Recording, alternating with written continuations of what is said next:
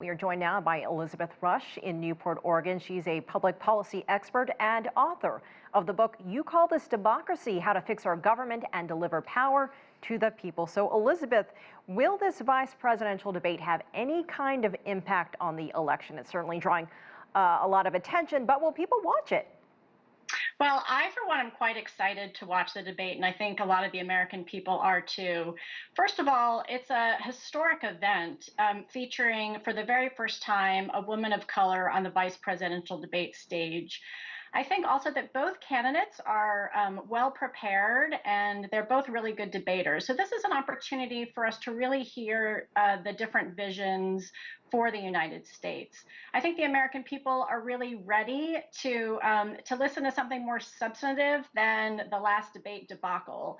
And then, as was noted earlier, with both candidates over the age of 70, I think the American people are really going to be watching to see if these people are ready to lead if need be. So some real information could come out of this tonight. Will, though, President Trump's COVID diagnosis and his return to the Oval Office overshadow this debate? I mean, he just released a new video from the White House. Well, I think the American people are really ready to hear these candidates discuss the issues that we face in the United States. I mean, we have not only the coronavirus, but the status of the economy and the stimulus package. We have wildfires raging in California and hurricanes on the east, and there's going to be talk of climate change. I think that, healthcare is another issue, not just the coronavirus, but also healthcare coverage in the United States. About 2/3 of Americans want all American citizens covered by some sort of universal health care. And I think that's going to be an area of contention. So I think that we're really hoping and looking forward to some substantive debate in this particular evening. And next to those issues, what will be some of the other key things to watch with these two candidates when it comes to the way they interact with each other or their body language or some of the other things that kind of go alongside this debate?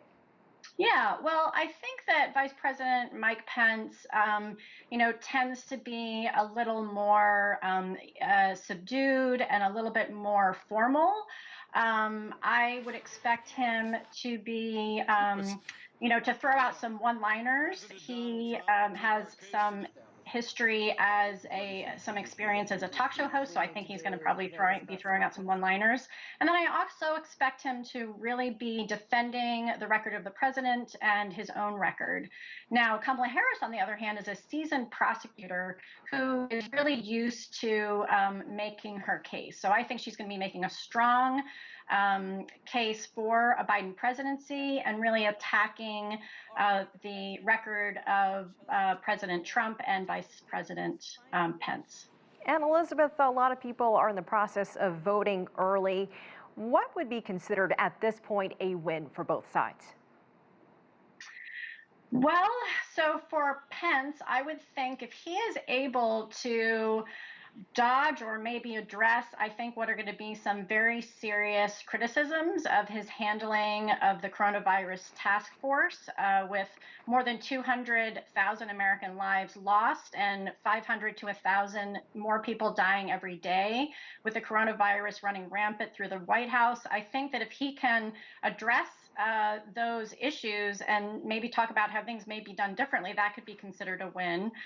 For Kamala Harris, I think that she faces a tricky double standard as a female candidate. I think that when men, speak aggressively, nobody really bats an eye. And she's going to have to kind of walk this tightrope between being strong and being likable. I wish that wasn't the case, but I am, curious to see how she does. And I think that's going to be her real challenge this night.